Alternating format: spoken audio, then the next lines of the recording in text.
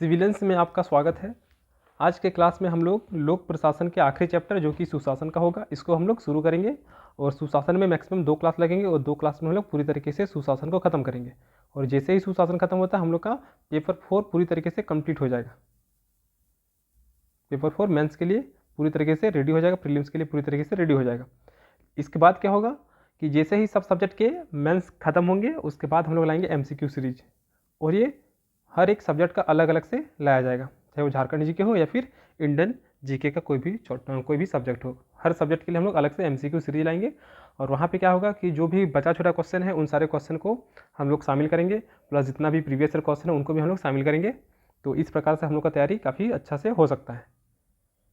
तो आज का जो चैप्टर है वो सुशासन का रहने वाला है। और पहला क्वेश्चन भी क्या है, तो सुशासन से क्या अभिप्राय है और सुशासन के मुख्य लक्षणों का वर्णन करें। तो नाम को सुनने से क्या लगता है, सुशासन यानी कि कुछ अच्छा बात कर रहा है, शासन में भी क्या कुछ अच्छा चीज़ होगा। तो सुशासन क्या है, एक प्रणाली है। सुशासन क्या है, एक प्रणाली है जिसमें सरकार प्लस प्रशासन, सरकार और प्रशासन। तो जो शुरू का क्लास देखे फर्स्ट क्लास में ही हम शासन, प्रशासन, लोक प्रशासन, निजी प्रशासन, इन सारी चीज़ों को क्लियर किए थे। तो पहला क्लास देखे तो उनको प्रशासन अभी इजीली समझ में आ रहा होगा, दिमाग में चल रहा होगा कि अच्छा ये वाला प्रशासन है। तो सुशासन एक प्रणाली है जिसमें सरकार और प्रशासन को इस तरीके से चलाया जाता है कि वह नागरिकों के हितों की रक्षा कर सके और उनके ज़रूरतों को पूरा कर सके। और सुशासन का मुख्य उद्देश्य क्या हो जाता है, तो न्याय, समानता और स्वतंत्रता को बढ़ावा देना।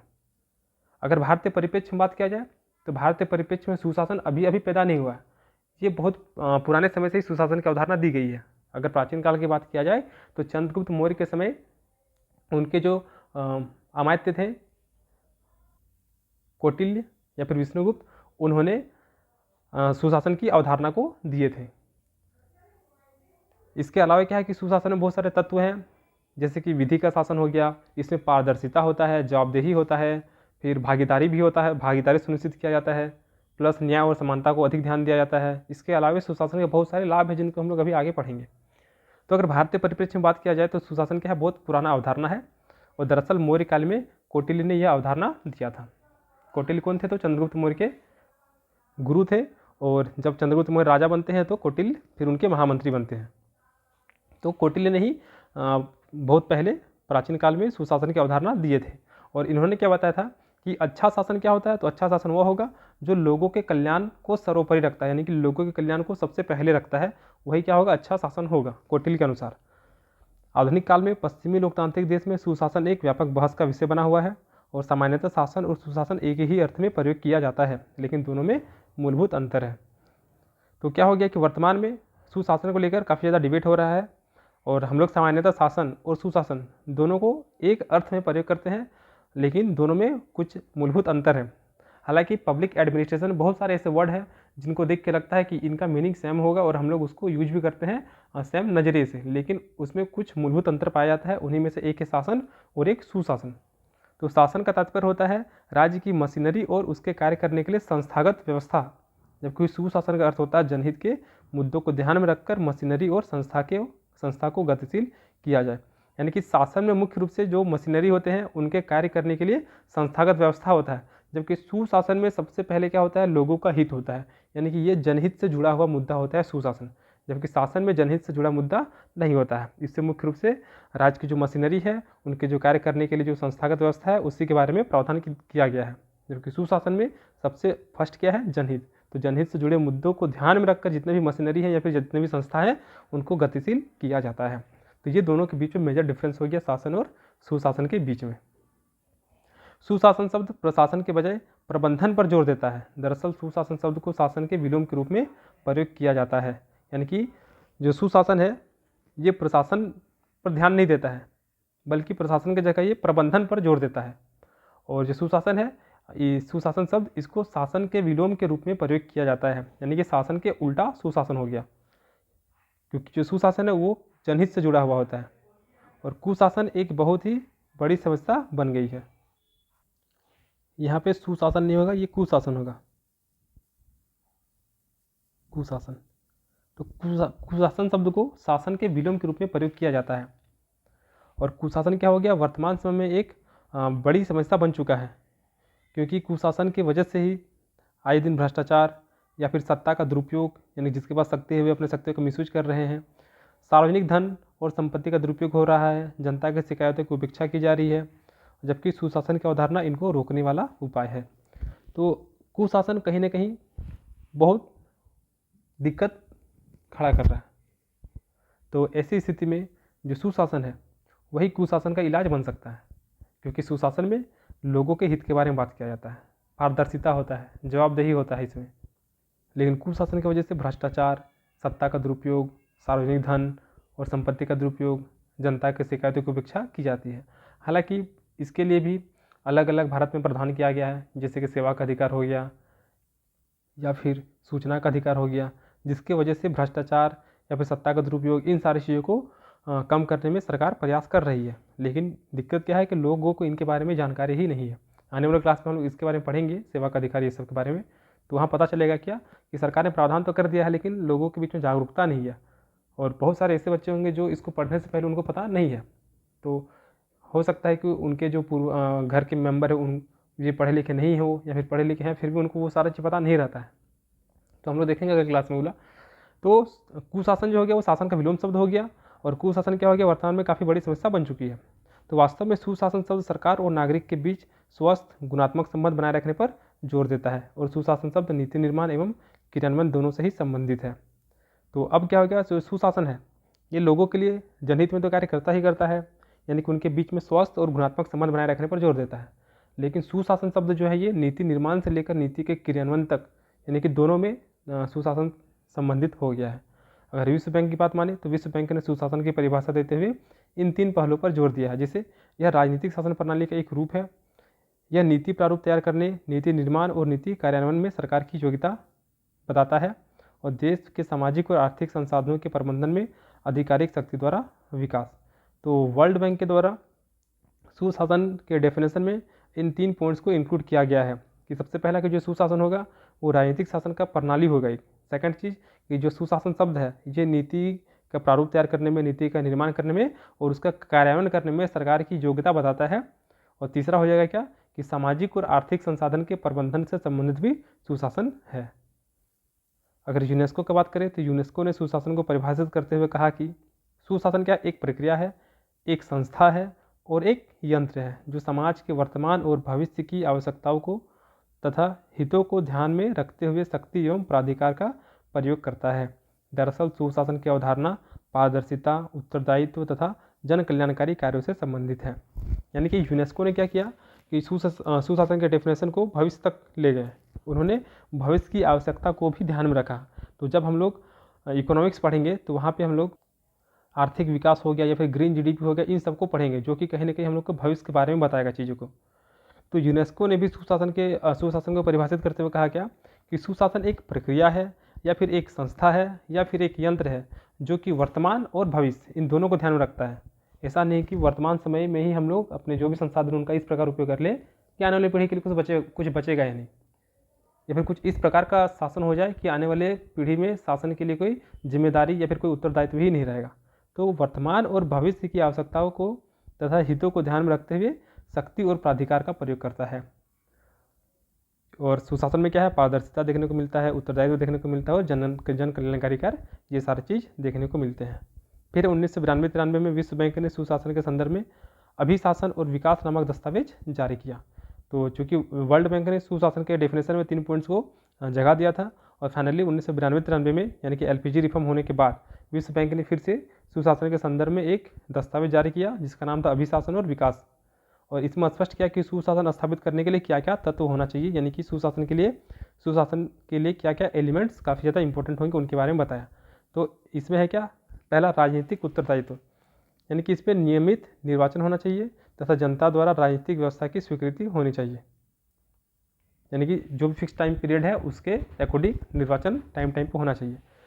सभी धार्मिक, सामाजिक, आर्थिक और सांस्कृतिक वर्गों द्वारा सुशासन प्रक्रिया में भागीदारी हो, यानी कि ऐसा नहीं है कि शासन में सिर्फ एक ही वर्ग के लोग या फिर एक ही संप्रदाय के लोग शामिल हो रहे हैं, बल्कि शासन के अंतर्गत सभी धार्मिक, सामाजिक, आर्थिक सभी वर्ग के लोग इसमें शामिल हो। एक मजबूत न्यायपालिका होनी चाहिए जो मानवाधिकार, सामाजिक न्याय और शोषण के विरुद्ध सुरक्षा दे। फिर तीसरा चौथा क्या है, नौकरशाही की जवाबदेही सुनिश्चित करे। तो जब हम लोग नौकरशाही पढ़ रहे थे तो उसमें भी देखे थे क्या, बहुत ज़्यादा करप्शन होता है, किसी भी काम करने में बहुत ज़्यादा लेट होता है और भ्रष्टाचार धीरे धीरे बढ़ता है। तो नौकरशाही के लिए जवाबदेही सुनिश्चित करना अनिवार्य हो जाता है, क्योंकि ऐसी स्थिति में अगर कोई गलत काम करेंगे वे तो उनकी जवाबदेहिता उन्हीं के पास होगी। तो ऐसी स्थिति में नौकरशाही की जवाबदेही सुनिश्चित करना एक पॉइंट इसमें शामिल किया गया। फिर लोक नीति निर्माण, निर्णय निर्माण और सरकारी निष्पादन की निगरानी तथा मूल्यांकन के लिए सूचना प्राप्ति और विचारों की स्वतंत्रता। यानी कि जो भी सरकार की नीति होगी उनके निर्माण करना, उसके निष्पादन करने में, प्लस यही तक नहीं, फाइनली जो भी योजना है, जो भी नीति है, उसको लागू करने के बाद उसका मूल्यांकन भी करना और मूल्यांकन करने के लिए सूचना प्राप्त करना। तो ये सारे एलिमेंट्स जो है ये 1992-93 में विश्व बैंक के द्वारा जो अभिशासन और विकास नामक दस्तावेज जारी किया, जिसमें सुशासन के बारे में इम्पोर्टेंट एलिमेंट्स होने चाहिए, तो उसमें शामिल किया गया है। तो अगर नौकरशाही की जवाबदेही होगा, प्लस इसमें सभी लोगों का पार्टिसिपेशन होगा और न्यायपालिका जैसा एक संस्था भी होगा, तो क्या होगा कि कहीं ना कहीं चीज़ें अच्छे तरीके से होंगे, करप्शन कम होगा। ऐसा नहीं कि अब सुशासन के अंतर्गत जो भी है वही राजा बन के बैठ गए, कुछ भी काम करेंगे, ऐसा नहीं होगा, क्योंकि न्यायपालिका फिर उस पर हस्तक्षेप करेगी। तो उपरोक्त वर्णन से स्पष्ट है कि सुशासन की अवधारणा न्यूनतम हस्तक्षेप एवं अधिकतम प्रभाव के सिद्धांत पर आधारित है, और इस संकल्प के अनुसार जनोन्मुखी सरकार यानी कि जो जनता के अनुसार कार्य करेंगे के कार्य करने पर बल दिया गया है। यहाँ यह उल्लेखनीय है कि इसमें नागरिकों के अधिकार को संरक्षित करना अनिवार्य है। यानी कि सुशासन में सबसे इम्पोर्टेंट वही होता है कि वे जनता के हित में कार्य करेगा, यानी कि जो नागरिक का जो अधिकार है उनको संरक्षित करना इसमें सबसे ज़्यादा इम्पोर्टेंट हो जाता है। प्लस सुशासन में क्या है कि इसमें हस्तक्षेप सरकार का बहुत कम होगा, लेकिन इसका प्रभाव काफ़ी अच्छा होगा। तो ये अलग अलग हो गया डेफिनेशन कि वर्ल्ड बैंक के द्वारा क्या डेफिनेशन दिया गया, या फिर यूनेस्को के द्वारा क्या डेफिनेशन दिया गया, और फाइनली वर्ल्ड बैंक के द्वारा फिर से 1992-93 में इसमें कुछ कुछ एलिमेंट्स को, कुछ कुछ तत्वों को शामिल किया गया, जो कि सुशासन को और भी स्ट्रॉन्ग और अच्छे से डिफाइन करता है। अब सुशासन के लक्षण क्या है, तो सुशासन के लक्षण में आ जाता है हम लोग का जवाबदेही, पारदर्शिता, ईमानदारी, विधि का शासन होगा, दक्षता होगा, प्रभावशीलता होगा। तो ये सारा लक्षण आता है, इसको हम लोग एक एक करके देखेंगे। तो सुशासन की अवधारणा में इसका केंद्रीय स्थान है। पूर्व के शासन तंत्र में इस तत्व का प्रायः अभाव पाया जाता था। वर्तमान समय में ऐसे संस्थाओं पर जोर दिया जा रहा है जो सभी संबंधित लोगों की ज़रूरतों के प्रति जिम्मेदार है।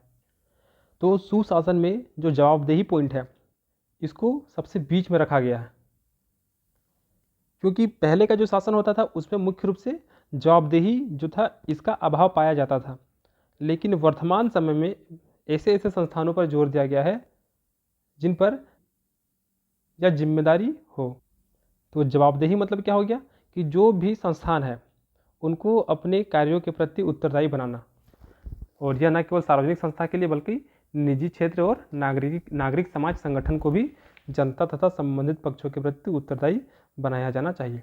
तो जवाबदेही क्या हो गया, सुशासन के लिए सबसे इम्पोर्टेंट हो गया, क्योंकि इसको केंद्रीय स्थान दिया गया है, जो कि पहले के शासन व्यवस्था में गौण पाया जाता था, और इसकी वजह से करप्शन जो था वो काफ़ी ज़्यादा देखने को भी मिलता था। लेकिन वर्तमान समय में इस प्रकार के संस्थानों पर ही जोर दिया जा रहा है जिससे जवाबदेही होगा कि उनको जो कार्य दिया गया उनको टाइम पे ख़त्म करना होगा, लेकिन अगर ख़त्म नहीं होता है तो उनके पीछे की जिम्मेदारी भी, उनके पीछे की जवाबदेही भी उन्हीं की यानी कि उस संस्था की ही होगी।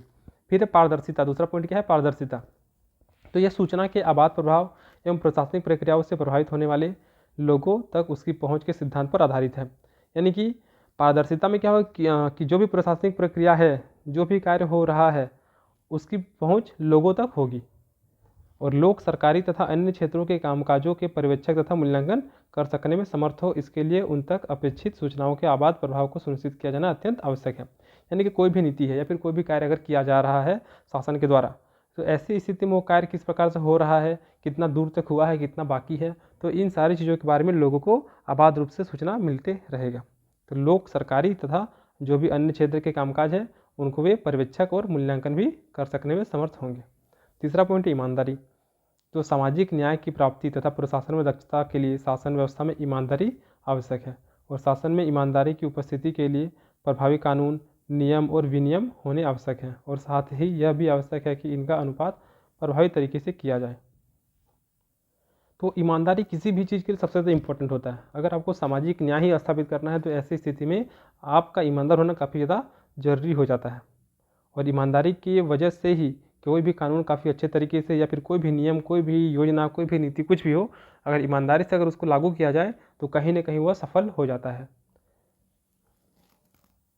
तो ईमानदारी को सही तरीके से लागू करने के लिए एक अच्छा कानून होना चाहिए, नियम होना चाहिए और विनियम होना काफ़ी आवश्यक है।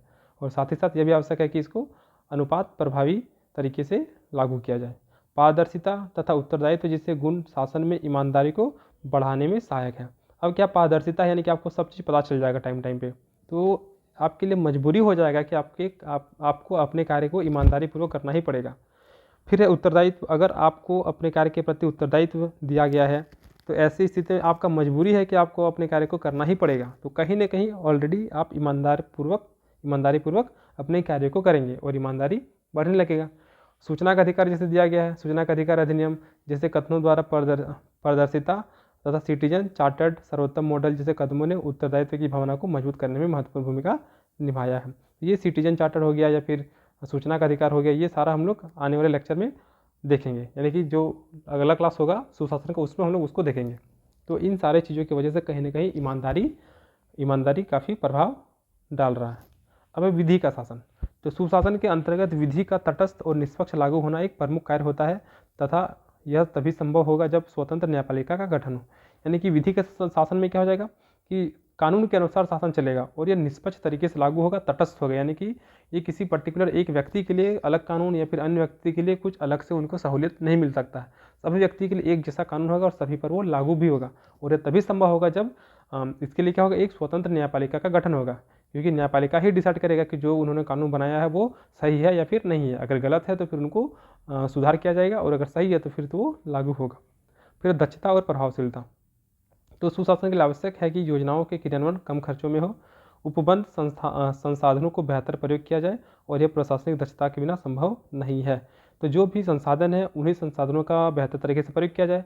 अब उन संसाधनों का बेहतर तरीके से प्रयोग करने के लिए सबसे पहला दक्षता काफ़ी ज़्यादा होना चाहिए। ऐसे स्थिति में प्रशासनिक दक्षता के बिना कोई भी संसाधन हो या फिर कोई भी नीति, कोई भी योजना को अच्छे तरीके से क्रियान्वित नहीं किया जा सकता है। तो सुशासन का एक इंपॉर्टेंट पॉइंट क्या है, दक्षता और प्रभावशीलता, यानी कि भी लिमिटेड रिसोर्सेज का ही यूज करके काफ़ी अच्छे तरीके से कार्य करने का प्रयास करते हैं।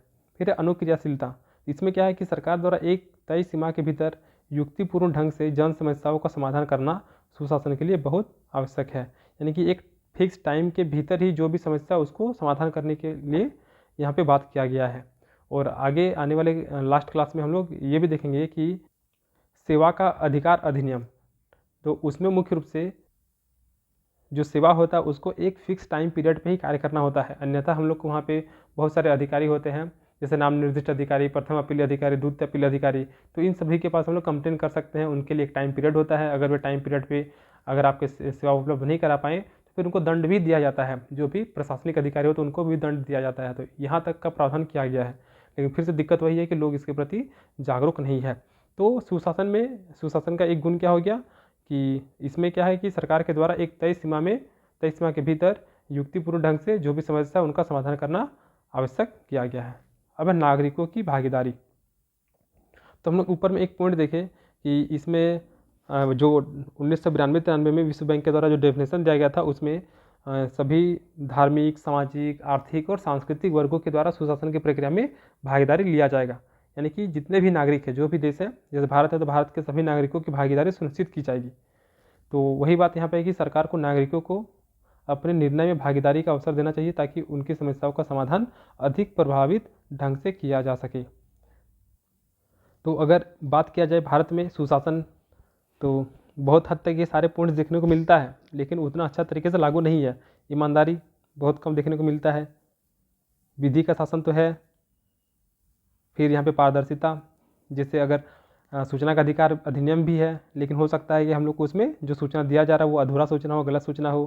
तो कहीं ना कहीं अगर भारत में सुशासन को काफ़ी अच्छे तरीके से लागू करना है तो इसके लिए हम लोग को और भी ज़्यादा मेहनत करना होगा। तो वास्तव में सुशासन के लक्ष्य प्राप्त करना बहुत बड़ी चुनौती है, लेकिन वर्तमान कल्याणकारी सरकार इसकी प्राप्ति के लिए प्रयास अवश्य करती है। तो ये रहा हम लोग का सुशासन का डेफिनेशन हो गया। उसमें क्या क्या पॉइंट्स बाद में ऐड किया गया वर्ल्ड बैंक के अनुसार, यूनेस्को के द्वारा सुशासन के डेफिनेशन को क्या बताया गया है, प्लस सुशासन के जो लक्षण है वो भी हम लोग का खत्म हो जाता है। फिर हम लोग आता है नागरिक समाज की भूमिका और सुशासन में लोगों की भागीदारी। तो इसको आप लोग एक बार खुद पढ़िएगा, समझ में आएगा। अब हम लोग आगे आते हैं, एक है लोकपाल और लोकायुक्त अधिनियम 2013 के मुख्य प्रावधान का वर्णन करें। ये इंपॉर्टेंट भी है, लोकपाल और लोकायुक्त। तो जो लोकपाल होते हैं, ध्यान देना है कि जो लोकपाल है, यानी कि जो लोकपाल का जो संबंध है ये होता है हम लोग का केंद्र सरकार से होता है। लोकपाल का संबंध केंद्र सरकार से होता है, जबकि लोकायुक्त का संबंध राज्य सरकार से होता है। ये ध्यान देना है कि लोकायुक्त राज्य सरकार के लिए होता है, जबकि लोकपाल केंद्र सरकार के लिए होता है।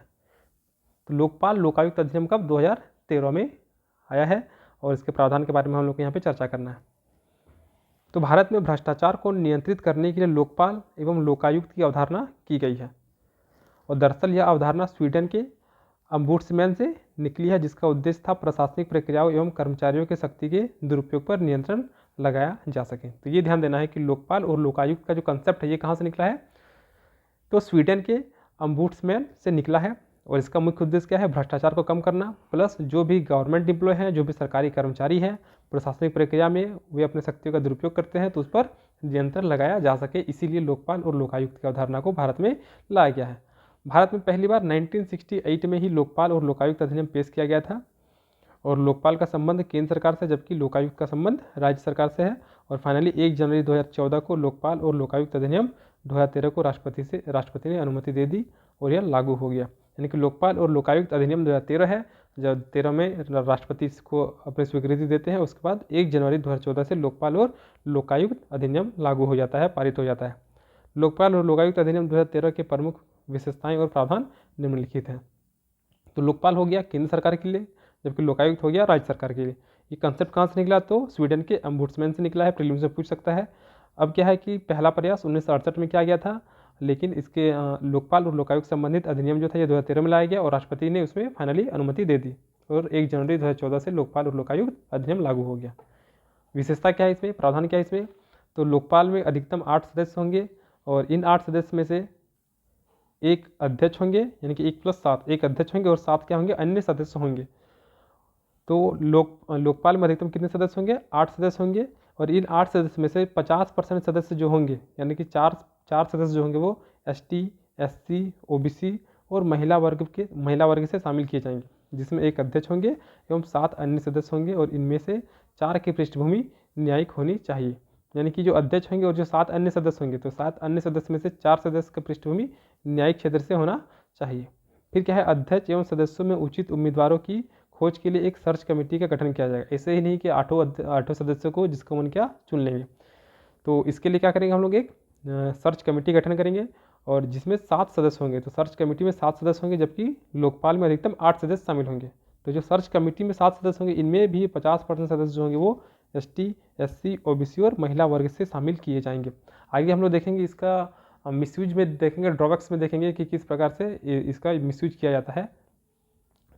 तो लोकपाल में टोटल अधिकतम 8 सदस्य होंगे, जिसमें से 1+7 होगा, एक अध्यक्ष होगा और 7 अन्य सदस्य होंगे।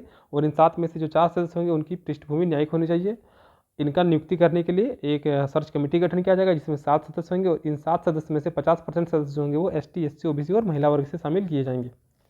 अब है कि अध्यक्ष और सदस्यों का चयन एक उच्च स्तरीय चयन समिति करेगी, जिसमें कौन कौन शामिल होंगे, तो प्रधानमंत्री शामिल होंगे, लोकसभा के अध्यक्ष शामिल होंगे, भारत के मुख्य न्यायाधीश CJI शामिल होंगे और लोकसभा में विपक्षी दल के नेता शामिल होंगे। तो ये ध्यान रखना कौन कौन शामिल होंगे, तो PM शामिल होंगे, लोकसभा के अध्यक्ष शामिल होंगे, CJI शामिल होंगे और विपक्षी दल के नेता होंगे, लोकसभा में विपक्षी दल के नेता। अध्यक्ष और सदस्यों की नियुक्ति कौन करेंगे, राष्ट्रपति करेंगे। इनका कार्यकाल 5 वर्ष का होगा और अधिकतम 70 वर्ष। तो जो पहले पूरा होता है 5 वर्ष या फिर 70 वर्ष, उसके अनुसार इनका कार्यकाल समाप्त हो जाएगा। लोकपाल के क्षेत्राधिकार के अंतर्गत प्रधानमंत्री के कुछ शर्तों के साथ शामिल किया गया है।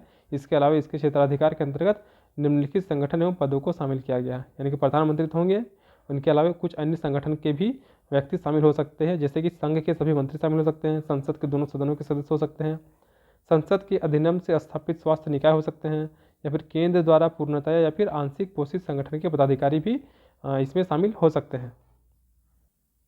और फिर केंद्र के नियंत्रण वाले सभी निगम, बोर्ड, प्राधिकार समिति, न्यास यानी कि जो ट्रस्ट हैं जो कि विदेशी स्रोत से अनुदान प्राप्त करता है, तथा अनुदान की राशि 10 लाख रुपये से अगर ज़्यादा हो। फिर भ्रष्टाचार निवारण अधिनियम 1988 के अनुसार जिनको लोक सेवकों के रूप में परिभाषित किया गया है। तो इन सभी को लोकायुक्त के क्षेत्राधिकार लोकपाल के क्षेत्राधिकार के अंतर्गत ये संगठन या फिर पदों को शामिल किया गया है। अब बात करें लोकपाल का कार्य पद्धति क्या है। तो लोकपाल के अंतर्गत जांच की प्रक्रिया 6 माह के अंदर पूरा किया जाता है, पूरा करना अनिवार्य भी है। और लोकपाल के अधीन एक स्वतंत्र जांच एजेंसी स्थापित की जाती है और सीबीआई को जांच के लिए नियोजित किया जाता है। यानी कि कोई भी जांच प्रक्रिया है उसको 6 महीने के अंदर कंप्लीट करना है। और इसमें क्या है, अपना एक जांच कमेटी स्थापित किया जाता है और सामान्य तौर पर सीबीआई से जांच किया जाता है। लेकिन सीबीआई भी क्या होता है कि अगर गवर्नमेंट स्ट्रॉन्ग है काफ़ी ज़्यादा, तो ऐसी स्थिति में सीबीआई भी कहीं ना कहीं गवर्नमेंट के अकॉर्डिंग ही काम करने लगता है। तो ये एक ड्रॉबैक्स के रूप में हम लोग यहाँ पे लोकपाल में पढ़ेंगे। तो मुख्यतः ये सीबीआई के द्वारा जांच करवाते हैं और जांच एजेंसी के अधिकारी पर निर्देशन और नियंत्रण लोकपाल का होगा तथा जांच पूरी होने तक अधिकारी को हस्तांतरित नहीं किया जा सकता। यानी कि वे जिस मैटर पर जांच कर रहे हैं वो जांच जब तक कंप्लीट नहीं हो जाता तब तक उस अधिकारी को हम लोग ट्रांसफ़र नहीं करवा सकते हैं। प्लस जो जांच होगा वो 6 महीने के अंदर करना अनिवार्य हो जाता है और मुख्य रूप से सीबीआई के द्वारा इसकी जाँच कराई जाती है। और ये सीबीआई अगर स्ट्रॉन्ग गवर्नमेंट है तो ऐसी स्थिति में ये गवर्नमेंट से प्रभावित होकर उनके अकॉर्डिंग कार्य करना शुरू करती है, जो कि गलत बात है। अब लोकपाल को भ्रष्टाचार के आरोपी लोक सेवक को हस्तांतरण एवं निलंबन करने की अनुशंसा करने का अधिकार है। यानी कि जो लोकपाल होंगे, जो भी जांच कर रहे हैं, जो भी लोक सेवक हैं, तो अगर उनको भ्रष्टाचार का आरोप उन पर लगता है तो ऐसी स्थिति में उनको हस्तांतरण भी कर सकते हैं, प्लस निलंबन करने संबंधी अनुशंसा भी कर सकते हैं। लोकपाल अधिनियम के अंतर्गत न्यूनतम 2 साल और अधिकतम 10 साल की सजा का प्रावधान है। फिर लोकपाल मामलों की न्यायिक कार्रवाई के लिए उपयुक्त संख्या में विशेष न्यायालय का गठन भी किया जा सकता है। और लोकपाल अधिनियम में फर्जी शिकायत करने वालों के लिए भी दंड का प्रावधान किया गया है और ये मैक्सिमम हम लोग का 1 लाख रुपए तक की हो सकती है, या फिर 1 वर्ष का सजा हो सकता है, या फिर दोनों हो सकता है। यानी कि भ्रष्टाचार, अगर कोई भी लोक सेवक भ्रष्टाचार का आरोपी अगर पाए जाते हैं तो ऐसी स्थिति में उनको हस्तांतरण या फिर निलंबन करने संबंधित अनुशंसा लोकपाल कर सकते हैं। दूसरा क्या हो गया कि न्यूनतम 2 साल या फिर अधिकतम 10 साल की सजा भी हो सकती है अगर कोई लोक सेवक ऐसा कार्य करते हैं तो। तीसरा पॉइंट क्या हो गया कि न्यायिक कार्यवाही के लिए ये अपना विशेष न्यायालय का भी गठन कर सकते हैं। और फालतू का कोई कंप्लेंट करेगा, फर्जी शिकायत करेगा तो फिर उसको भी दंड दिया जाएगा, छोड़ा नहीं जाएगा। और इसके लिए 1 लाख रुपए तक का दंड या फिर 1 वर्ष का सजा या फिर दोनों का प्रावधान किया गया है, यानी कि दोनों दे सकता है। तो ये सारे पावर लोकपाल के पास आ जाते हैं। लोकपाल अधिनियम में राज्यों की लोकायुक्त के गठन का प्रावधान किया गया है। लोकपाल की तरह लोकायुक्त को राज्य स्तर पर अभियुक्त की निगरानी एवं जांच का अधिकार है और सभी राज्यों में यह अधिनियम लागू होने के 1 वर्ष के भीतर लोकायुक्त का गठन करना है। यानी कि जब से ये अधिनियम लागू हो जाएगा उसके 1 साल के अंदर हर राज्य में लोकायुक्त का भी गठन किया जाएगा। अब लोकपाल का महत्व क्या है। तो भारत में भ्रष्टाचार एक प्रमुख प्रशासनिक समस्या रही है। इसी के लिए बहुत सारे सरकार के द्वारा प्रयास भी किए जा रहे हैं। तो लोकपाल का भी गठन इसीलिए किया गया था ताकि भ्रष्टाचार को कम किया जाए।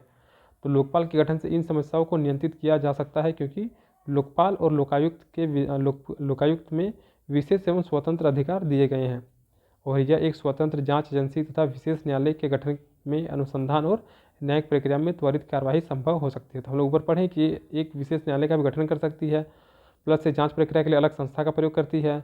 तो कहीं ना कहीं, और एक देखें क्या 6 महीने के अंदर इनको जाँच पूरी करनी होती है, तो कहीं ना कहीं ये त्वरित और अच्छी तरीके से कार्रवाई कर सकती है ताकि न्यायिक प्रक्रिया जल्दी हो सके। और अब तक यह देखा गया है कि अदालत में वर्षों तक भ्रष्टाचार के मामले चलते हैं, अंततः सबूत के अभाव में भ्रष्टाचारी आरोपी छूट जाते हैं और लोकपाल और लोकायुक्त के गठन से यह प्रक्रिया रुकेगी। तो ये देखने को मिलता ही है कि भारत में कोई भी केस है तो बहुत लंबे समय तक चलते रहता है, फाइनली सबूतों के अभाव की वजह से वो छूट जाता है, भले वो भ्रष्टाचारी क्यों ना हो। लेकिन जब से लोकपाल और लोकायुक्त आया तब से इसमें कुछ ना कुछ कमी जरूर देखने को मिलेगी। तो ये हो गया हम लोग का लोकपाल से संबंधित जो भी प्रावधान है, उनके कितने सदस्य होंगे, उनके क्या क्या पावर हैं, कब रिटायरमेंट होंगे, कितना टाइम पे उनको कार्य करना है, दंड के लिए क्या क्या राशि या फिर क्या निर्धारित किया गया है, ये सारा चीज़ खत्म होता है। अब यहाँ पे इसकी कमी क्या है और आलोचना क्या है। तो इसमें क्या है कि लोकपाल को जांच के लिए सीबीआई पर निर्भर रहना पड़ता है और ऐसा देखा गया है कि केंद्र में सत्तारूढ़ सरकार द्वारा सीबीआई के दुरुपयोग किया जाता है। फिर लोकपाल संस्था के अध्यक्ष और सदस्य के कार्यकाल पूरा होने पर किसी प्रकार के राजनीतिक दल से संबंधित होकर चुनाव लड़ने पर मनाही होना चाहिए, लेकिन अधिनियम में प्रावधान है कि केवल 5 वर्ष तक चुनाव नहीं लड़ सकते। तो मतलब क्या हो गया कि जो लोकपाल होंगे उनको सिंपल सा है कि जब वो रिटायर होंगे तो उसके बाद किसी भी पार्टी से चुनाव नहीं लड़ना चाहिए, कायदे से ये होना चाहिए। लेकिन अगर चुनाव के बाद वे 5 वर्ष तक सिर्फ चुनाव नहीं लड़ सकते, 5 साल के बाद वे चुनाव लड़ सकते हैं। यानी कि जब रिटायर हो गए उनके 5 साल बाद, यानी कि 70 साल की उम्र में अगर ये रिटायर होते हैं तो 70 + 75 साल तक ये 75 साल तक ये चुनाव नहीं लड़ सकते, लेकिन 75 साल के बाद ये किसी पार्टी से चुनाव लड़ सकते हैं। तो मान लीजिएगा अगर ये बीजेपी से लड़ेंगे या फिर कांग्रेस से लड़ेंगे, तो ऐसी स्थिति में जब ये लोकपाल रहेंगे तो वे उनसे प्रेरित होकर ये अपने सारे कार्यों को करेंगे, जो कि इनकी एक आलोचना के रूप में गिना जाता है। लोकपाल के सदस्यों को विभिन्न प्रकार के आरक्षण में इससे वोट की राजनीति से प्रेरित माना जा सकता है, जिसे ST SC OBC इन सभी को शामिल किया जा रहा है। तो कहीं ना कहीं इसको चुनावी मुद्दे में चुनाव प्रचार के दौरान इसका प्रयोग किया जाएगा, जो कि फिर से इसके कमी के रूप में दिखाया गया है। तो ये सारे कुछ लोकपाल की कमियाँ हैं। अब निष्कर्ष क्या है, तो उपरोक्त वर्णन से स्पष्ट है कि सार्वजनिक जीवन में भ्रष्टाचार पर लोकपाल जैसी संस्थाओं से कुछ हद तक नियंत्रण हो सकता है, लेकिन पहले उनकी कमजोरी को दूर करना चाहिए और अविलंब लोकपाल की नियुक्ति होनी चाहिए। यानी कि अगर लोकपाल नहीं है तो तुरंत लोकपाल की नियुक्ति होनी चाहिए। प्लस जो भी इसमें त्रुटियां हैं, जैसे CBI के माध्यम से जांच किया जा रहा है तो उसको स्ट्रॉन्ग करना है। प्लस जो प्रावधान किया गया है कि 5 साल तक सिर्फ चुनाव नहीं लड़ सकते, उसके बाद लड़ सकते हैं, तो इस प्रावधान को भी चेंज करना चाहिए। तो कहीं ना कहीं जाके भ्रष्टाचार जैसी समस्या को कम करने में या फिर ख़त्म करने में लोकपाल बहुत ज़बरदस्त भूमिका निभाएगा। तो ये रहा हम लोग का लोकपाल। अब इसी के पैरेलली आता है लोकायुक्त आता है, जो कि राज्यों के लिए होता है। राज्य के भ्रष्टाचार को कम करने के लिए लोकायुक्त का भी प्रावधान किया गया है। तो लोकायुक्त राज्य के अधिकारी के अनुचित एवं भ्रष्ट कार्यों के विरुद्ध नागरिकों की शिकायत पर अथवा स्वयं के पहल के आधार पर जांच आरंभ कर सकता है। लेकिन यूपी, हिमाचल प्रदेश और असम में लोकायुक्त को स्वतंत्र संज्ञान की शक्ति नहीं है, अर्थात बिना शिकायत के जांच प्रारंभ नहीं हो सकती है। तो तीन ऐसा स्टेट है जैसे उत्तर प्रदेश, हिमाचल प्रदेश और असम। इन तीनों जगह पर जो लोकायुक्त होगा वे खुद से जांच या नहीं कर सकते जब तक कि उनको किसी भी चीज़ के खिलाफ शिकायत नहीं मिलता है। लेकिन अन्य राज्यों में क्या है कि जो लोकपाल होंगे वे खुद से जांच पड़ताल कर सकते हैं अगर उनको पता चलता है तो, या फिर अगर शिकायत दर्ज किया जाता है तो ऐसी स्थिति में तो करना है ही। सभी राज्यों में लोकायुक्त की नियुक्ति राज्यपाल के द्वारा की जाती है। जिस प्रकार से लोकपाल की नियुक्ति राष्ट्रपति के द्वारा किया जाता है, उसी प्रकार से राज्यों के लोकायुक्त की नियुक्ति राज्यपाल के द्वारा की जाती है। कई राज्यों में लोकायुक्त एक सदस्यीय व्यवस्था तथा कई राज्यों में यह बहुसदस्यीय संस्था है। तो जैसे कि लोकपाल में क्या था कि उसमें 8 सदस्य होते हैं, लेकिन लोकायुक्त में क्या है कि अलग अलग राज्य में अलग अलग क्राइटेरिया है। बहुत सारे राज्य में ये एक सदस्यीय है, तो बहुत सारे राज्य में ये बहुसदस्यीय संस्था के रूप में कार्य करती है। सामान्य रूप से लोकायुक्त के अध्यक्ष एवं सदस्यों का चयन एक अन्य उच्च स्तरीय नियुक्ति समिति द्वारा किया जाता है, जैसे कि लोकपाल के लिए किया जाता है उसी प्रकार से। तो यहाँ पे भी कौन कौन शामिल होंगे? मुख्यमंत्री, विधानसभा के विपक्ष दल के नेता, राज्य के मुख्य न्यायाधीश शामिल होंगे। यानी कि जो जो लोकपाल में शामिल हो रहे थे उसी के पैरेलली राज्य में जो जो स्थिति है वे सभी लोकायुक्त के नियुक्ति समिति में शामिल होंगे। लोकायुक्त पद के लिए कुछ राज्यों में न्यायिक योग्यता निर्धारित की गई है, अर्थात केवल न्यायपालिका से जुड़े लोग ही इसमें शामिल हो सकते हैं, जबकि कुछ राज्यों में लोकायुक्त के लिए कोई विशेष योग्यता निर्धारित नहीं की गई है। तो सिंपल सा है कि लोकायुक्त में अलग अलग राज्यों में अलग अलग प्रावधान किया गया है, लेकिन जो नियुक्ति समिति होगा उसमें लोकपाल के पैरेलली ही चीज़ों को दिखाया गया है। तो लोकायुक्त पद के लिए बहुत सारे राज्यों में न्यायिक योग्यता निर्धारित किया गया है, और इसमें सिर्फ वही लोग शामिल होंगे जो न्यायपालिका से जुड़े होंगे, लेकिन बहुत सारे राज्यों में इसके लिए कोई भी विशेष योग्यता निर्धारित नहीं की गई है। सामान्य रूप से अगर लोकायुक्त की बात करें तो इनका कार्यकाल 5 वर्ष का होता है, जो कि अधिकतम 65 वर्ष तक जाता है। और लोकपाल का अगर बात करें 5 वर्ष या फिर 70 वर्ष, ये ध्यान देना है। जो लोकपाल होंगे वे अधिकतम कार्यकाल 5 वर्ष होगा, लोकायुक्त जो होंगे उनका भी कार्यकाल 5 वर्ष होगा। लेकिन यहाँ पर अधिकतम उम्र 70 वर्ष है लोकपाल के लिए, और लोकायुक्त के लिए अधिकतम उम्र 65 वर्ष है। अभी उनकी निष्पक्षता को सुनिश्चित करने के लिए सेवानिवृत्ति के बाद कोई भी सरकारी पद हासिल नहीं कर सकती है, और वह सेवा काल के दौरान सेवा शर्तों में कोई परिवर्तन नहीं हो सकता है। यानी कि जब लोकायुक्त जब कार्य कर रहे हैं तो ऐसी स्थिति में उनके जो भी सेवा शर्त है उस पर किसी भी प्रकार का कोई परिवर्तन नहीं होगा। लोकपाल के लिए भी सब है। और रिटायरमेंट के बाद जो लोकायुक्त होंगे वे किसी प्रकार का सेवा का पद यानी कि कोई भी सरकारी पद हासिल नहीं कर सकते हैं। लोकायुक्त शिकायतों की जाँच के लिए राज्य की जाँच एजेंसी में सहयोग प्राप्त कर सकता है। लोकायुक्त अपने प्रतिवेदन राज्यपाल को देता है, और यह स्वीकार करना राज्य सरकार के लिए बाध्यकारी नहीं है, और ऐसी स्थिति में यह परामर्शदात्री संस्था हो गई है। यानी कि जो लोकायुक्त है वो शिकायतों की जांच करने के लिए जो राज्य की जो एजेंसी होगी उनका सहायता लेंगी। प्लस ये क्या करेंगे, जो भी इनको फाइनली जो रिजल्ट मिलेगा उन रिजल्ट को राज्यपाल को देंगे, और यह राज्य सरकार के लिए भी स्वीकार करना अनिवार्य नहीं है। यानी कि कहीं न कहीं जो लोकपाल है ये बस एक परामर्शदात्री संस्था बनकर रह गई है। तो ये रहा हम लोग का लोकपाल और लोकायुक्त। ध्यान देना है, लोकपाल जो है वो केंद्र सरकार के लिए है और जो लोकायुक्त है वो राज्य सरकार के लिए है। अब उपरोक्त विवरण से स्पष्ट है कि राज्य में लोकायुक्त का पद सभी राज्यों में एक समान प्रभावित नहीं है। कुछ राज्य में हो सकता है कि जो लोकायुक्त है वो काफ़ी अच्छे तरीके से काम कर रहे हो, लेकिन कुछ राज्य में लोकायुक्त का कार्य गौण रहता होगा और इस पद के अधिकार क्षेत्र, जांच प्रक्रिया तथा अन्य मामलों में विभिन्नता देखने में आती है। कई राज्य में यह प्रभावशाली दिखती है और कई राज्य में यह सीमित है और कम प्रभावशाली है। हालांकि लोकायुक्त के प्रतिवेदन पर कई भ्रष्ट अधिकारियों के खिलाफ सरकारी कार्रवाई की गई है, लेकिन लोकायुक्त के पद में कई सुधार की आवश्यकता है। तो जिस राज्य में जैसा लोकायुक्त के नियुक्ति का प्रावधान किया गया है, जिस प्रकार से उनको शक्ति प्रदान की गई, उसके हिसाब से उन राज्यों में लोकायुक्त काफ़ी अच्छे तरीके से कार्य कर रहे होंगे और लोकायुक्त की मदद से काफ़ी ज़्यादा बहुत लोगों के खिलाफ, भ्रष्ट अधिकारी के खिलाफ कार्यवाही भी किया गया है। तो ऐसी स्थिति में अगर हम लोग लोकायुक्त को स्ट्रॉन्ग करते हैं तो कहीं ना कहीं भ्रष्टाचार में कमी देखने को मिलेगा। सबसे महत्वपूर्ण सुधार, लोकायुक्त के लिए एक स्वतंत्र जांच एजेंसी का गठन को सुनिश्चित करना होगा, क्योंकि अगर लोकपाल को भी देखें तो लोकपाल मुख्य रूप से सीबीआई पे डिपेंड है और सीबीआई मुख्य रूप से जिसका भी गवर्नमेंट होता है उसके अकॉर्डिंग कार्य करते हैं और जो लोकायुक्त जो होते हैं ये राज्य सरकार की जो जांच एजेंसी होती है उनके माध्यम से जांच का कार्य करती है। तो कहीं ना कहीं इसी में करप्शन का संभावना उत्पन्न होता है। तो सबसे इंपॉर्टेंट हो जाता है कि लोकपाल हो या लोकायुक्त हो, इनके लिए अपना एक जांच एजेंसी होना चाहिए जो बिल्कुल बाकी सभी से मुक्त हो और वो निष्पक्ष तरीके से अपने कार्यों को कर सके,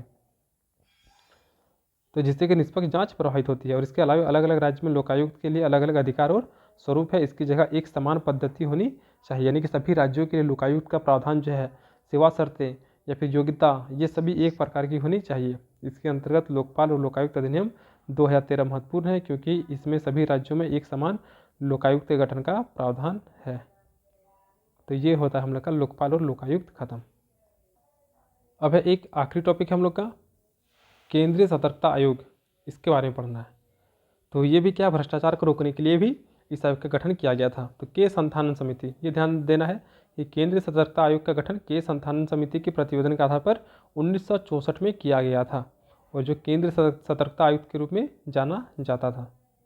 फिर क्या है, यह संगठन एक अतिरिक्त संवैधानिक और अतिरिक्त संविधिक संस्था थी, लेकिन 2003 में संसद के द्वारा पारित अधिनियम के माध्यम से इसे केंद्रीय सतर्कता आयोग के रूप में परिवर्तित कर दिया गया।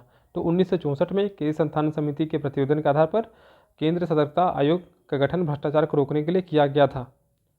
फाइनली 2003 में संसद द्वारा पारित अधिनियम के माध्यम से इसे केंद्रीय सतर्कता आयोग के रूप में परिवर्तित कर दिया गया। तो पहले ये केंद्रीय सतर्कता आयुक्त के रूप में जाना जाता था, लेकिन 2003 के बाद से केंद्रीय सतर्कता आयोग के रूप में ये जाना जाने लगा। इसे नामित एजेंसी के रूप में स्वीकृत किया गया और यह संगठन भ्रष्टाचार की शिकायत तथा सार्वजनिक पद के दुरुपयोग से संबंधित शिकायतों पर उपयुक्त कार्रवाई की अनुशंसा करता है। यानी कि सिंपल सा बात है कि ये भी भ्रष्टाचार से संबंधित जो भी मामले हैं या फिर सार्वजनिक पद पर होने की वजह से जो व्यक्ति अपनी शक्तियों का दुरुपयोग करते हैं उन सभी की जांच की कार्रवाई केंद्रीय सतर्कता आयोग करेंगे। यह संगठन किसी प्रकार के कार्यकारी प्राधिकार के नियंत्रण से मुक्त रखा गया है, जिससे कि सीबीआई जो था वो केंद्र सरकार से प्रभावित रहता था, लेकिन जो केंद्रीय सतर्कता आयोग है किसी से प्रभावित नहीं है, सभी से मुक्त होकर कार्य करते हैं। केंद्र सरकार के अंतर्गत सभी प्रकार के सतर्कता गतिविधियों का पर्यवेक्षण एवं निर्देशन कर सकता है। साथ ही कार्यों के लिए योजना बनाने, क्रियान्वयन करने, समीक्षा करने एवं सुधार करने में सलाह भी प्रदान कर सकते हैं। यानी कि जो केंद्रीय सतर्कता आयोग है ये भी एक परामर्शदात्री संस्था के रूप में भी कार्य करते हैं, प्लस ये सभी चीज़ों की जाँच पड़ताल भी करते हैं। केंद्रीय सतर्कता आयोग में एक केंद्रीय सतर्कता आयुक्त होते हैं, इसके अलावा 2 अन्य आयुक्त भी शामिल होते हैं और इन तीनों की नियुक्ति कौन करते हैं, तो राष्ट्रपति के द्वारा इनकी नियुक्ति किया जाता है। और ये नियुक्ति भी ऐसे ही नहीं होता, बल्कि इसके लिए एक 3 सदस्यीय समिति का गठन किया जाता है और इन्हीं के सिफारिश के आधार पर कौन आयुक्त होंगे, मतलब कि कौन अध्यक्ष होंगे और कौन अन्य 2 सदस्य होंगे, उनको नियुक्त किया जाता है। राष्ट्रपति उनको नियुक्त करते हैं। तो जो 3 सदस्यीय समिति होगा उसमें प्रधानमंत्री शामिल होंगे, जो होम मिनिस्टर होंगे वो शामिल होंगे और लोकसभा के विपक्ष के नेता या फिर लोकसभा के सबसे बड़े विपक्षी दल के नेता शामिल होंगे। तो इसमें 3 सदस्य होंगे, एक क्या होगा, अध्यक्ष होंगे और 2 अन्य आयुक्त होंगे। इनकी नियुक्ति कौन करेंगे, तो राष्ट्रपति करेंगे, लेकिन राष्ट्रपति एक चयन समिति के माध्यम से करेंगे और इस चयन समिति में मुख्य रूप से 3 सदस्य शामिल होंगे और 3 सदस्य में एक पीएम होंगे, एक होम मिनिस्टर होंगे और जो थर्ड व्यक्ति होगा वो लोकसभा के विपक्षी दल के नेता शामिल होंगे। आयुक्तों का कार्यकाल का बात करें तो 4 वर्ष का होता है या फिर अधिकतम 65 वर्ष का होता है। अगर लोकपाल का बात करें तो इनका कार्यकाल 5 वर्ष का होता है और अधिकतम 70 वर्ष का होता है। और अगर लोकायुक्त का बात करें तो इनका कार्यकाल भी 5 वर्ष का होता है और अधिकतम 65 वर्ष का होता है। फिर केंद्र सतर्कता आयोग के जो अध्यक्ष होंगे या फिर जो एक प्रमुख आयुक्त होंगे उनका कार्यकाल 4 वर्ष का होता है या फिर अधिकतम 65 वर्ष की उम्र तक का होता है। तो ये सब ध्यान रखना है। अब है कि जब ये रिटायरमेंट हो जाएंगे तो इसके पश्चात जो आयुक्त होंगे वे किसी भी सरकारी पद के अधीन कार्य नहीं करेंगे। केंद्रीय सतर्कता आयुक्त के वेतन भत्ते अन्य सेवा शर्तें जो होंगे वे संघ लोकसेवा आयोग के अध्यक्ष के समान ही होंगे, और प्लस जो अन्य आयुक्त होंगे यानी कि जो 2 अन्य आयुक्त होंगे, 1 + 3 है, तो जो 1 आयुक्त होंगे इनका जो वेतन भत्ता होगा ये यूपीएससी के जो अध्यक्ष होंगे उनके वेतन भत्ते के समान होंगे, और प्लस जो अन्य 2 आयुक्त होंगे इनका जो वेतन भत्ता होगा ये राज्य लोक सेवा आयोग के जो अध्यक्ष होंगे उनके वेतन के समान होगा। संघ लोक सेवा आयोग के जो सदस्य होंगे उनके वेतन के बराबर होगा। तो क्या होगा, इसमें 3 सदस्य 2 + 1 + 2 के फॉर्म में है। एक जो होगा वो कौन होंगे, आयुक्त होंगे, मुख्य आयुक्त होंगे, और इनका वेतन भत्ता क्या होगा, तो यूपीएससी के जो अध्यक्ष होंगे उनके वेतन के समान होगा। इनका कार्यकाल कितना होगा, तो 4 वर्ष का या फिर अधिकतम 65 वर्ष की उम्र तक के कार्य करेंगे। इनके अलावा जो 2 सदस्य होंगे इनका वेतन भत्ता क्या होगा, तो यूपीएससी के जो अन्य सदस्य होंगे, अध्यक्ष के अलावा जो अन्य सदस्य होंगे उनके वेतन भत्ते के समान इनका सारा वेतन होगा। अब क्या है कि अगर ये जो तीनों सदस्य हैं ये जब अपना कार्य कर रहे हैं तो उस समय इनके पदावधि के समय इनमें किसी प्रकार का जो भी सेवा शर्त है उनमें किसी भी प्रकार का कोई भी चेंजिंग नहीं किया जाएगा। अब क्या है कि जो केंद्र सतर्कता आयोग के जो 1 आयुक्त हैं और जो अन्य 2 आयुक्त हैं इनको राष्ट्रपति के द्वारा नियुक्त किया जाता है, लेकिन नियुक्ति के लिए 3 सदस्य समिति का गठन किया जाता है।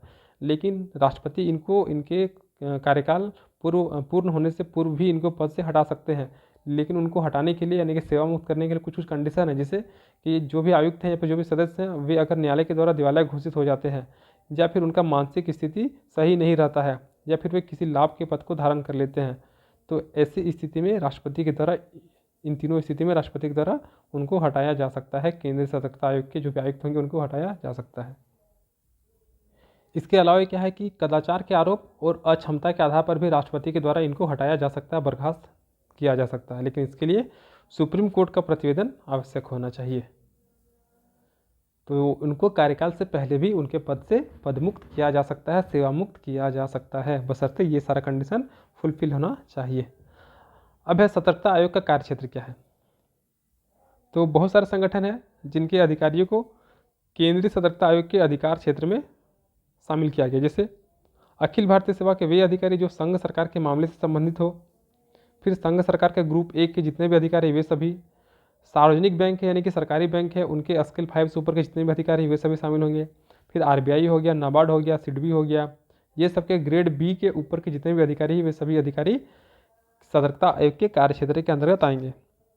फिर जीवन बीमा निगम के वरिष्ठ डिविजनल मैनेजर और उसके ऊपर के सभी अन्य अधिकारी शामिल होंगे, साधारण बीमा कंपनी के प्रबंधक एवं उसके ऊपर के जितने भी अधिकारी होंगे, और सार्वजनिक क्षेत्र यानी कि गवर्नमेंट क्षेत्र वाला उनके जितने भी उपक्रम है उनके मुख्य कार्यकारी और अन्य कार्यकारी, इसके साथ ही साथ अनुसूची क, ख और ई एवं इसके ऊपर के सभी अधिकारी शामिल होंगे। तो ये जो 7 पॉइंट हैं इससे संबंधित जो भी व्यक्ति होगा वे सभी केंद्रीय सतर्कता आयोग के कार्य क्षेत्र के अंतर्गत शामिल होंगे। अब क्या है, केंद्र सतर्कता आयोग के निम्नलिखित मुख्य कर्तव्य हैं, जैसे केंद्र सरकार के निर्देश पर ऐसे विषय की जांच करना जो भ्रष्टाचार निवारक अधिनियम 1988 के अंतर्गत संबंधित हो, अखिल भारतीय सेवा के पदाधिकारी, भारत सरकार के वर्ग ए के कर्मचारी तथा केंद्र सरकार के प्राधिकरणों के निर्दिष्ट स्तर के अधिकारियों के विरुद्ध किसी भी शिकायत का जांच करना जिसमें उन पर भ्रष्टाचार निवारण अधिनियम 1988 के अंतर्गत किसी भ्रष्टाचार का आरोप हो। यानी कि अखिल भारतीय सेवा के कोई पदाधिकारी हो या फिर भारत सरकार के अंतर्गत वे सभी अधिकारी जो वर्ग ए में शामिल है, और केंद्र सरकार के प्राधिकरण के निर्दिष्ट स्तर के जितने भी अधिकारी हैं, अगर इनके खिलाफ भ्रष्टाचार का कोई भी आरोप आता है जो कि भ्रष्टाचार निवारण अधिनियम 1988 के अंतर्गत है, तो फिर इनके खिलाफ केंद्रीय सतर्कता आयोग जांच कर सकती है। भ्रष्टाचार निवारण अधिनियम 1988 के अंतर्गत अपराधों की जांच में संलग्न विशेष दिल्ली पुलिस बल की कार्यप्रणाली पर नजर रखना, केंद्र सरकार अथवा इसके कार्यक्षेत्र में संयुक्त सचिव अथवा इसके ऊपर के अधिकारी के विरुद्ध जांच करने के लिए केंद्र सरकार की अनुमति आवश्यक है। यानी कि केंद्र सरकार या फिर इसके कार्य क्षेत्र में जो संयुक्त सचिव होते हैं, जो एडिशनल सेक्रेटरी जो होते हैं, या फिर इसके ऊपर के जो भी अधिकारी होते हैं, अगर इनके खिलाफ जांच करना है तो फिर ऐसी स्थिति में केंद्र सरकार की अनुमति आवश्यक हो जाती है।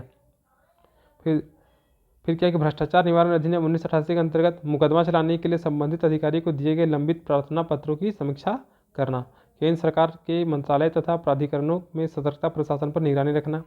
केंद्र सरकार को केंद्रीय सेवा एवं अखिल भारतीय सेवा से संबंधित सतर्कता एवं अनुशासनिक मामले में नियम विनियम बनाने के लिए सलाह देना। यानी कि केंद्र सतर्कता आयोग हम शुरू में भी देखे कि वो परामर्शदात्री संस्था के रूप में कार्य कर रही थी और नागरिकों से प्राप्त शिकायतों की जांच करना तथा जांच के आधार पर उपयुक्त कार्रवाई की अनुशंसा करना। यानी कि ये खुद से दंड नहीं दे सकते हैं।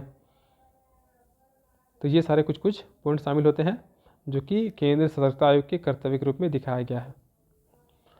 मूल्यांकन देखते हैं इसमें क्या है। तो वास्तव में केंद्र सरकार में भ्रष्टाचार रोकने की यह प्रमुख संस्था है जो कार्मिक मंत्रालय के नियंत्रण पर कार्य करती है। शुरू में देखे थे कि मुख्य रूप से भ्रष्टाचार को कंट्रोल करने के लिए केंद्र सतर्कता आयोग का गठन किया गया था और आयोग प्रतिवर्ष अपने क्रियान्वित की रिपोर्ट संबंधित मंत्रालय को देती है। इस रिपोर्ट को संसद के दोनों सदन के समक्ष रखा जाता है, लेकिन इसकी कोई स्वतंत्र जांच एजेंसी नहीं है, इसकी सीबीआई पर निर्भरता है। फिर इसका मिसयूज होना शुरू हो जाएगा। यानी कि तो ये जो भी अपना रिपोर्ट देते हैं जांच से संबंधित रिपोर्ट, ये इन रिपोर्ट को संसद के दोनों सदन में प्रस्तुत किया जाता है और इनकी जो जांच एजेंसी होती है ये कहीं ना कहीं सीबीआई पर निर्भर रहती है, क्योंकि इनकी कोई अपनी स्वतंत्र जांच एजेंसी नहीं है। और हाल ही में केंद्र सतर्कता आयुक्त की नियुक्ति पर विवाद भी हुए हैं जो इसकी विश्वसनीयता पर प्रश्न चिन्ह लगाते हैं। अतः इसको भ्रष्टाचार पर नियंत्रण के लिए प्रभावी माध्यम बनाने के लिए इसकी अपनी स्वतंत्र जांच एजेंसी हो और सभी आयुक्त की नियुक्ति राजनीतिक हस्तक्षेप से अलग हो। यानी कि जैसा कि लोकपाल और लोकायुक्त के लिए कोई भी अपना स्वतंत्र जांच एजेंसी नहीं था, उसी प्रकार से केंद्रीय सतर्कता आयोग के पास भी अपनी जांच एजेंसी नहीं है। तो सबसे बड़ा प्रॉब्लम यही वाला है। तो इनके लिए अपना एक स्वतंत्र जांच एजेंसी होना काफ़ी ज़्यादा इंपॉर्टेंट है ताकि ये निष्पक्ष तरीके से किसी भी कार्य को कर सके। तो ये होता है हम लोग का केंद्रीय सतर्कता आयोग खत्म हो जाता है।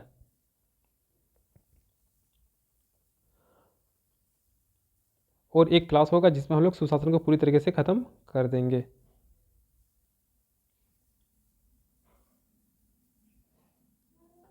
और एक क्या है कि हम लोग जितने भी क्लासेस हैं उन सभी को हम लोग जो भी पीडीएफ है उसको हम लोग इंग्लिश में ट्रांसलेट कर रहे हैं।